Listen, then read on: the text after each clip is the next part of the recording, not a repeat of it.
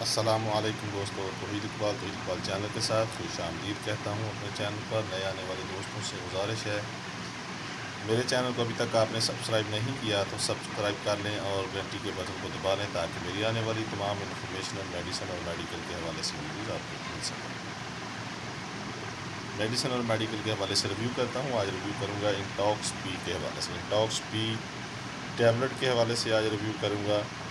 اس کے بارے میں آپ کو انفارمیشن دوں گا، اس کے فائدے کیا ہیں، اس کے اندر فارمولیشن کیا ہے، اس میں کتنی ٹیبلٹ ہیں، کتنے کی آتی ہیں، یہ تمام باتیں جاننے کے لیے آپ میری ویڈیو کو پورا دیکھیے گا، آپ کو فائدہ ہوگا انشاءاللہ تعالی۔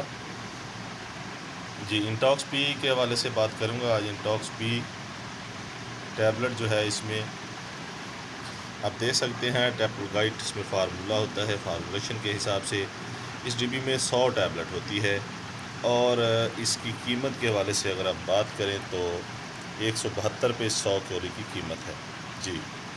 اور یہ آپ دیکھ سکتے ہیں یہاں پر آپ نے سارا اس کی انفارمیشن لکھی بھی ہوتی ہے ڈبی پر، لیکن کیونکہ ہر بندے کے پاس ڈبی نہیں ہوتی تو میں آپ کو اس کی یہ دکھا رہا ہوں۔ یہاں پر آپ دیکھ سکتے ہیں آئی سی آئی مینوفیکچرنگ ہے اس کی، Pakistan limited I C I company کی یہ بنائی ہوئی یہ ٹیبلٹ ہے، اور بہت ہی اچھا فارمولیشن کے حساب سے بہت اچھی گولی اور بڑی مشہور و معروف گولی ہے انٹاکس پی۔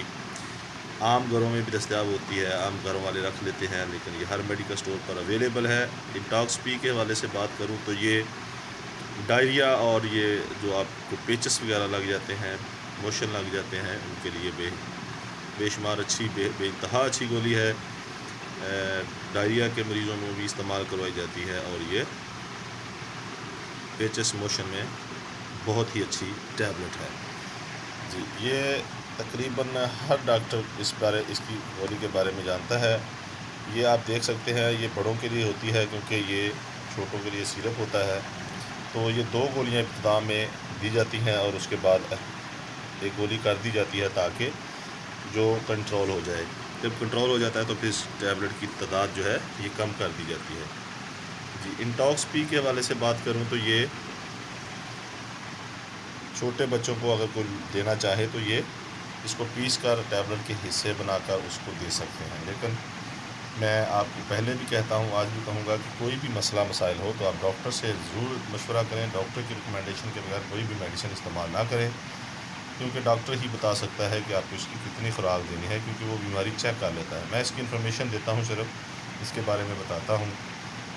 اس کے علاوہ اور بھی میڈیسن کے بارے میں جاننے کے لیے میرے چینل کو سبسکرائب کریں، گھنٹی کے بٹن کو دبائیں تاکہ آنے والے تمام ویڈیوز کی نوٹیفیکیشن آپ کو مل سکے، اور کوئی بھی بات کرنی ہو تو میسج میں آپ کر سکتے ہیں۔ اپنا بہت زیادہ خیال رکھیے گا۔ اللہ حافظ۔